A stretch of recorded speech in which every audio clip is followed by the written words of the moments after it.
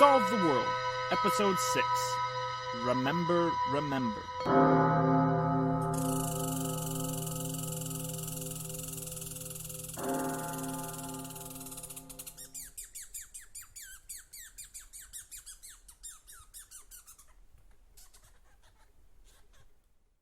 What separates humans from the animal kingdom?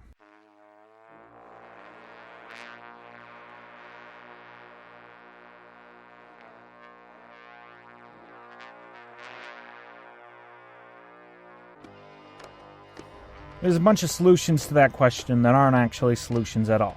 Language, for one. Yet researchers have found that many species have various forms of detailed communication patterns. It's believed that the clicking language of dolphins goes so far as to include proper names. Clickety-clickety-clack-clack clickers over there is such an a-hole, if you ask me. Last week he ate Clack Clickerson's tuna. Can you believe that?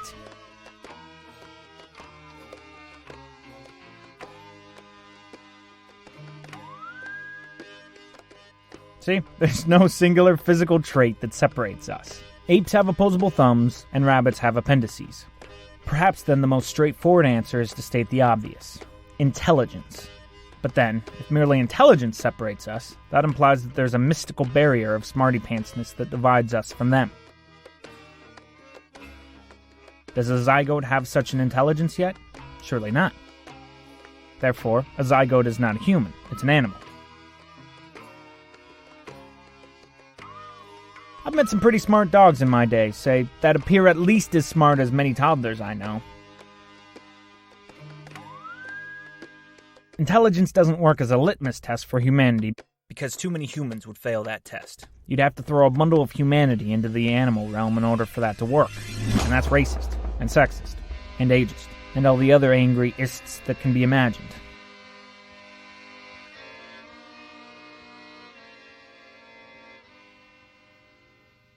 What separates humans from the animal kingdom? The answer is this. Ambition. Ambition alone separates us from them. Jennifer's ambition is to solve the world. No animal in the history of this planet has ever held such a dream before as that. But such fanciful thoughts didn't yet fill Jen's mind as she got off the train in Union Station. She'd spent 41 lovely hours, minus the unsatisfying recurring dream, on the Sunset Limited from Lake Charles to Los Angeles. Though she kept to herself mostly during the trip, she enjoyed staring out the window at the vast deserts of America, as well as occasionally perusing her newly acquired book, 50 People Whom I Pity. The book was very short, and Jenn found herself reading certain, quote, people over and over again. The book was divided not by chapter, but by person. Each little overview of a person was nary a page or two long, and included not much more than the odd author's perspective as to why he found the need to pity these specific individuals. Note, entry 41, in fact, is not a person, but a people group. It reads, 41. The French generation circa 1918 to the present day. Miss Dash spent much more time not so much reading as she was pondering the merits of the guidelines Atticus and Joseph further made for her. More than anything else, she wondered how much of the list came from Atticus himself. He was such a lovely boy. Now, off the train. Jennifer Dash had no game plan. She'd never been to Los Angeles, never been to California, never been outside of Louisiana. So she walked.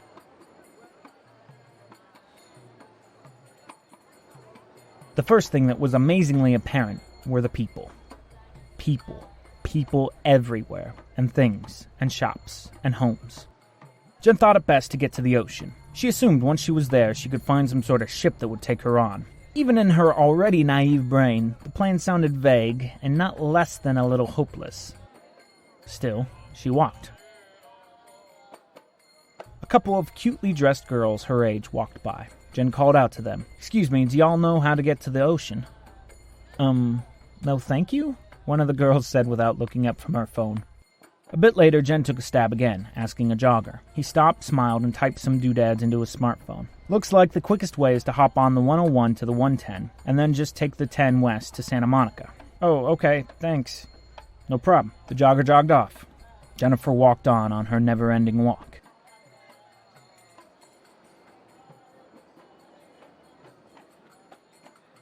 Much of what follows is rather dull. Jennifer arrived at Union Station at 10 a.m. By 7 p.m., she was very much lost, very much not at the sea, very hungry, and very tired. She sat on a curb for an hour. She wandered into shops. By 11 p.m., she was done. Just completely done with the day. Yet it's hard to be done with something when you don't have a home to escape to. Thankfully, Jennifer found a bench. If she'd known at that time she was so close to Hollywood, she would have drudged on for the sheer joy of sleeping on a Hollywood square. Alas, she had no idea where she was. Her stomach ached. Jenn lay down snug on the bench, opened up her little book of pitiful people, and read 3 entries. First, she read about Amelia Earhart and the obvious pity of disappearing into nowhere. Secondly, she read about Madame Curie and the even more obvious pity of radiation poisoning. Thirdly, she read about Yves Klein, which I shall recite here in full.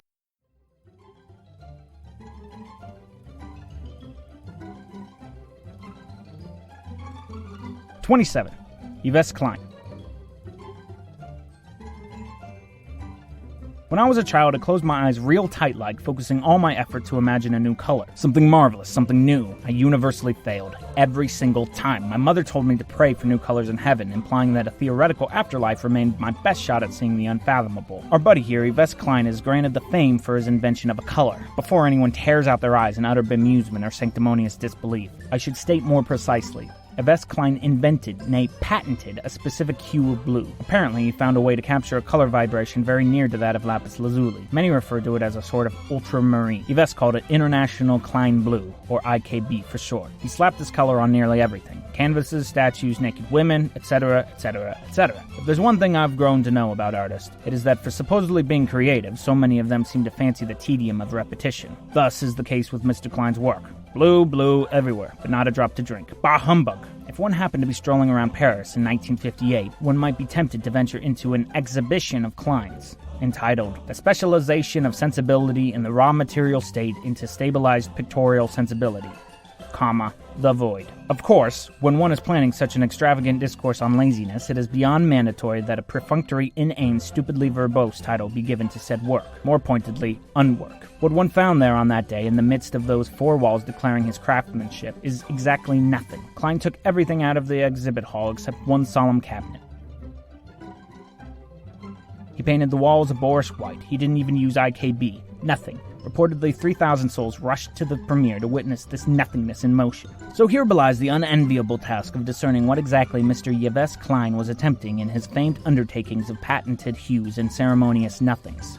Was it merely for reward? Sadly, no. If Mr. Klein were merely a huckster, a painter by virtue of his vice of greed, then all would be forgiven. He'd be a carny, a used car salesman, a trunk car Rolex vendor, a respectable member of the community. No. The pity of it all remains that Yves Klein was anything but a sham artist. Absolutely no. He's the real deal. And therein lies the pity. A story from Klein's youth has made the circuit and found its place among Klein's profile as if it casts light on his bravura. As the story goes, supposedly Klein and 2 other schoolyard friends were laying claim to the cosmos. The first child claimed the earth below them. The second chose words. Klein, stupidly, chose the space around the planet. He clearly got the short end of the claiming the universe stick. Nevertheless, this anecdote does relate to us a sense of Klein, a boy reaching for the infinite. Here's the point. We can't reach for the infinite. If we try, we just grab useless air. That's why I couldn't imagine a new color. I gain nothing by trying. Neither does Klein. You don't flirt with the infinite, with the unimaginable, by imagining using your finite imagination. Read this. The only hope we have of truly touching the void, of discovering something new, is by going somewhere we've never gone before. Using the matter around us, or lack of matter, is useless and a waste of a life.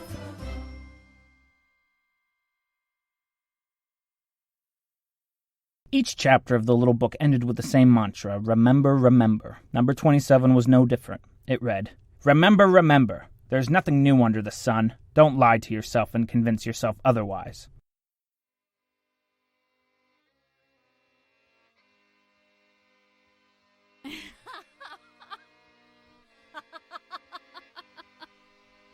In digesting this, Jennifer Dash was irate. Who did this author think he was? What an idiot. Absurd. Absolutely absurd. Pupils dilated, hair on end. She wanted to punch the author in the face. And she was also utterly delighted. Jenn laughed heartily on her bench. Any onlooker would have spotted her as a crack or otherwise indisposed drug user by the manner her hilarious convulsions brought on. She laughed because she was so unaccustomed to anger. It was a new sensation for Jenn. She was not a character inclined towards anger.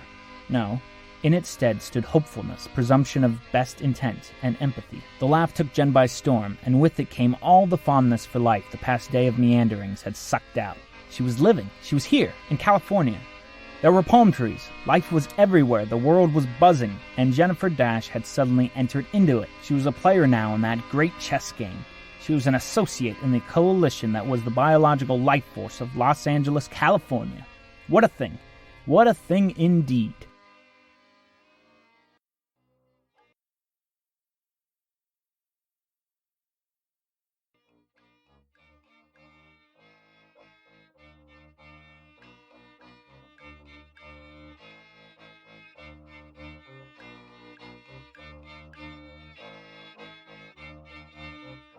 At this point, Jenn took notice of a fellow brother, or sister, a fellow adventurer, a fellow liver of life, a squirrel. This particular squirrel was bantering around a limb of a tree, sprinting from its base to its skinniest end with seemingly reckless abandon. "Why, hello there, friend," Jenn said to the squirrel. "How are you this evening?" The squirrel didn't have an answer. "What you running around for?" Jenn fumbled in her mind for an answer. Maybe the poor little critter lost his acorn. His sole acorn. His only reason for living. No. Too contrived. Too coyote and roadrunner. Jenn refused to believe that the animal kingdom solely contemplated the prospect of food. That alone would be a silly life. Jenn hadn't had anything to eat all day, yet you didn't see her running back and forth on the bench like a delusional Holocaust survivor. No.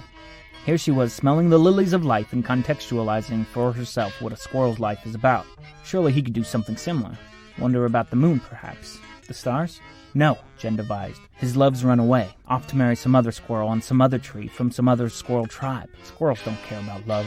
That's a human trait, Jenn said aloud. Her thoughts responded. Is that true? Can't animals love? Jenn had watched plenty of videos in her day of animals returning to their owners, full of supposed love and love almost lost. What capacity do you have, squirrel friend? Just like that, an answer came to Jennifer Dash. Capacity. The squirrel was limited by its capacity. If it didn't love, or never felt the ache of unrequited love, 'twas not the squirrel's fault. Rather, it was a capacity complex. Jenn's mind raced. Something like a computer. We all have a hard drive. We all have a maximum capacity for knowledge. I can work and toil my whole life, but if I can't up my capacity, my destiny is predetermined. I have to find a way to up my capacity. But how does one do that? One couldn't merely think a new color into existence, just as one can't merely think up one's capacity. Despite this roadblock, Jenn was pleased with herself. She'd gotten another puzzle piece, that was, until she looked again at the squirrel. Jenn's initial imaginations about this squirrel were wrong. It was not a love-wounded bachelor. No, she was a girl squirrel, and her belly divulged the truth of the matter. She was pregnant. This got Jenn thinking not so much about the squirrel in front of her, but rather about the babies nesting inside. What capacity did they have? Correct answer, a squirrel capacity. Or was that correct? Maybe each squirrel has its own special capacity. Surely not all humans have the same capacity for knowledge. Einstein thought on some sort of higher plane than the rest of us. Perhaps one of those budding squirrel fetuses would be the Einstein of the squirrel kingdom. Perhaps the squirrel Einstein's capacity for knowledge is equatable to that of the average human. Jennifer knew nothing of the philosophy of Plato. If she did, one would suggest at this moment that she was sniffing around the concept of ideals. Was there an ideal squirrel that all squirrels strove to equal? Or was each squirrel its own ideal? It's a spectrum, Jenn said aloud to the squirrel who didn't care, or couldn't care. The answer can't be a trait that lies on a spectrum. What separates me from you has to be something that I have, that you are completely devoid of. Otherwise, there's always going to be Squirrel Einstein that can fill in the gap. Jenn's outspoken monologue got the attention of Sam Dearden. Sam was an older man at 82 years of age, who had exited his Escalade and his driver's presence so as to stretch his stiff legs. He preferred to walk at night because it reminded him of his youth. At this moment, Sam's stiffness of being caused his pace to be so glacial as to allow him to catch the entirety of Jenn's musings, despite his hearing aids being at a low setting so that the local traffic wouldn't vibrate him around too much. Slowly, Sam sat down next to Jenn. "Young lady, what are you talking about?" Oh, I was staring at this little squirrel, and I was just wondering what separates mankind from animal kind. Ah! Sam began to get up. His knees cracked one at a time as he slowly rose. That's one we old folks all know the answer to. Why is that? Sam began to walk away. Young lady, that's an answer you can only learn over time. And why is that? Because whatever we are, we become more of that over time. Oh. Sam Dearden walked away, but Jenn called out to him before he strolled too far. Wait, so what's the answer? What makes us different than the animals? Ambition!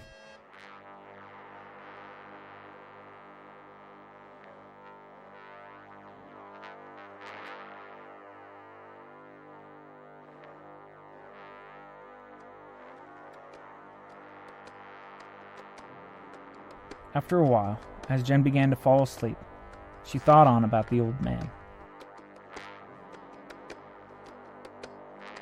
Whatever we are, we become more of that over time. What on earth did that mean? Was it possible for Jennifer Dash to become more Jennifer Dash over time? Jenn supposed this were true if she started eating more. At the current rate of nutrition, she was becoming less and less herself. And with that, she faded into the brown-walled room, this night, without the blood.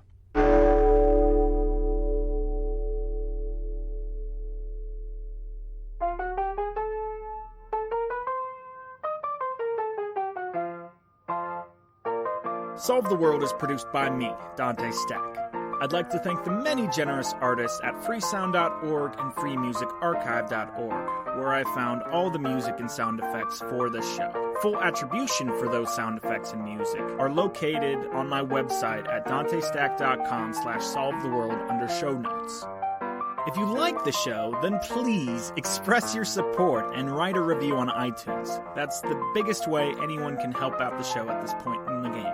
Besides that, you can also join our Facebook group at facebook.com/solvetheworldpodcast. Also, if you're interested, check out my other podcast, 365 Honest Questions, which is on iTunes, Stitcher, or at my website, dantestack.com. Thanks! Hello, I'm Amber from Indiana. I've listened to all 100 episodes of Jenn's story. The tedium of meandering the streets of Los Angeles can't last forever. Exciting things lay ahead. Next time, Jenn finds herself as the newest member of an ancient organization. One with very specific plans for Jenn and a very specific formula for how to solve the world.